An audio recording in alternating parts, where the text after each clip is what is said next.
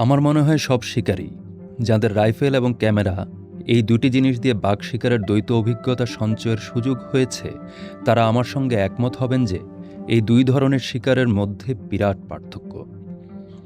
এই পার্থক্য যদি বেশি নাও হয়, তাহলেও অনেকটা হালকা ছিপ নিয়ে পাহাড়ের বরফগলা ঝর্ণায় ট্রাউট মাছ ধরা আর রৌদ্রতপ্ত পুকুর পাড়ে একটা স্থির ছিপ দিয়ে মাছ মারার পার্থক্যের মতো।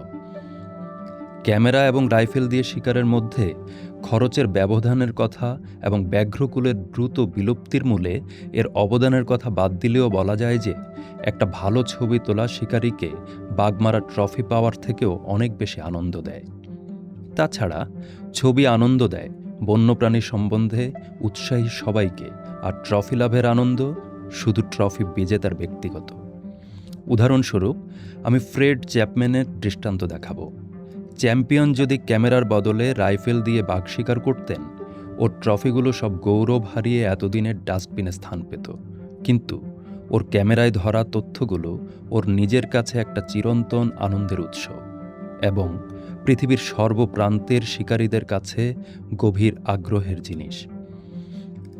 চ্যাম্পিয়নের বই উইথ আ ক্যামেরা ইন টাইগারল্যান্ড দেখতে দেখতেই আমার প্রথম বাঘের ছবি তোলার কথা মনে হয়। চ্যাম্পিয়নের আলোকচিত্রগুলো স্থির ক্যামেরায় ফ্ল্যাশ লাইটে তোলা। এক ধাপ এগিয়ে যাওয়ার জন্য আমি চলচ্চিত্রের ক্যামেরায় দিনের আলোয় ছবি তোলা স্থির করলাম। একজন অত্যন্ত সহৃদয় বন্ধুর উপহার একটি বেল অ্যান্ড হাওয়েলের 16mm ক্যামেরা আমার ঠিক প্রয়োজন মতো অস্ত্রটি আমার হাতে তুলে দিল, এবং যে অরণ্যের স্বাধীনতার অধিকারী আমি, তা আমাকে একটা বিস্তীর্ণ অঞ্চল জুড়ে অবাধে ঘুরে বেড়াবার সুযোগ দিয়েছিল। 10 বছর ধরে আমি ব্যাঘ্র অধ্যুষিত অঞ্চলে শয়ে শয়ে মাইল ঘুরে বেড়াই। কোনো কোনো সময় বাঘরাই তাদের মড়ির কাছে আমার এগোনো বিশেষ পছন্দ না করায় আমায় বিদায় জ্ঞাপন করে, আর অন্যান্য সময় বাঘিনীরা তাদের বাচ্চাদের কাছে আমার এগোনোর প্রতিবাদে আমায় জঙ্গল থেকে তাড়িয়ে দেয়। এই সময়টিতে আমি বাঘদের স্বভাব ও আচার ব্যবহার সম্বন্ধে সামান্য কিছু শিখি, এবং যদিও বাঘ সম্ভবত 200 বার দেখেছি, তবু আমি সন্তোষজনক কোনো ছবি তুলতে সমর্থ হইনি। ফিল্ম আমি বহুবার এক্সপোজ করেছি, কিন্তু প্রতিবারই বেশি আলো, কম আলো, ঘাসপাতায় বাঁধা বা লেন্সে মাকড়সার জাল হওয়ার দরুন ফল হতাশজনক হয়েছে। একবার ছবি খারাপ হয়ে গিয়েছিল ধোয়ার সময় ফিল্মের ওপরের প্রলেপটি গলে যাওয়ার দরুন। অবশেষে 1938 সালে আমি পুরো শীতকালটা একটা ভালো ছবি তোলার শেষ চেষ্টায় কাটাবো বলে ঠিক করলাম।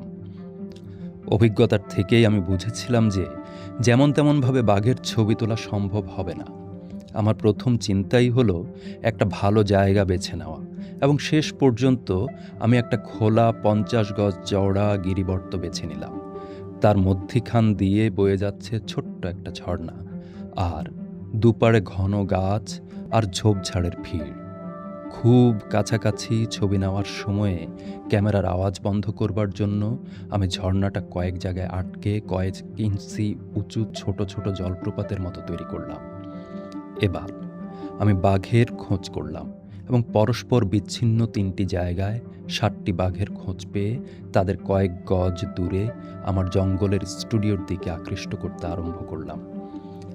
এটা খুব সময় সাপেক্ষ এবং পরিশ্রমসাধ্য একটা ব্যাপার।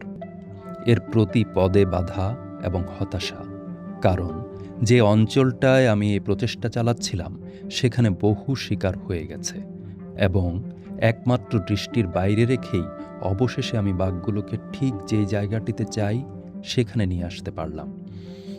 একটি বাঘ আমার না জানা কোনো কারণে পৌঁছানোর পরদিনই চলে যায়, কিন্তু আমি তার একটা ভালো ছবি নেওয়ার আগে নয়। আর 6টিকে একত্রে করে আমি তাদের ওপর প্রায় 1000 ফুট ফিল্মে আলোক সম্পাদ করি। দুর্ভাগ্যক্রমে সে শীটটা ছিল আমার অভিজ্ঞতার সবচেয়ে বেশি ভিজে স্যাঁতসেঁতে, এবং লেন্সের ওপর জলকণা জমে। ক্যামেরায় কম আলো যাওয়ার ফলে এবং তাড়াতাড়ি ও সযত্নে ফিল্মের রিল গোটানোর দরুন বেশ কয়েকশো ফুট ফিল্ম নষ্ট হয়ে যায়। কিন্তু তা সত্ত্বেও আমার প্রায় 600 ফুট ফিল্ম আছে, যার সম্বন্ধে আমার গর্ব অসীম, কারণ সেটি হচ্ছে 6টি পূর্ণবয়স্ক বাঘের জীবন্ত আলেখ্য। তার মধ্যে 4টি পুরুষ, 2টির মধ্যে একটি সাদা বাঘিনী, ছবিটি তোলা দিনের আলোয় 10 থেকে 60 ফুট দূরত্বের মধ্যে। পুরো ছবি তোলার ব্যাপারটা শুরু থেকে শেষ অবধি 4.5 মাস সময় লেগেছিল। আর যে অগন্তি ঘন্টা আমি আমার ছোট্ট ঝর্ণা আর খুদে জলপ্রপাতগুলোর কাছে শুয়ে কাটাই, একটি বাঘও আমায় কোনোদিন দেখতে পায়নি। 6টি বাঘের কাছে দিনের আলোয় কয়েক ফুটের মধ্যে এগোনো একটা অসম্ভব ব্যাপার। সেই জন্য রাত চলে যাওয়ার পর দিনের আলো ফোটার আগে খুব ভোরে এগোতে হয় ওদের দিকে। শীতকালের জমে থাকা শিশিরের দরুনই সম্ভব হতো সেটা। আর ছবি তুলতে হয়েছিল যেমন আলো আর সুযোগ পাওয়া গেছিল সেই অনুযায়ী। 16 মিলিমিটার ফিল্ম পর্দায় প্রতিফলনের পর যতই পরিষ্কার দেখাক না কেন, এর এনলার্জমেন্ট ভালো হয় না। যাই হোক, এই বইয়ের সঙ্গে ছবিগুলোর থেকে আমার অরণ্য স্টুডিও এবং আমার ছবির বিষয়বস্তুদের আকার এবং অবস্থা সম্পর্কে কিছুটা ধারণা করতে পারবেন।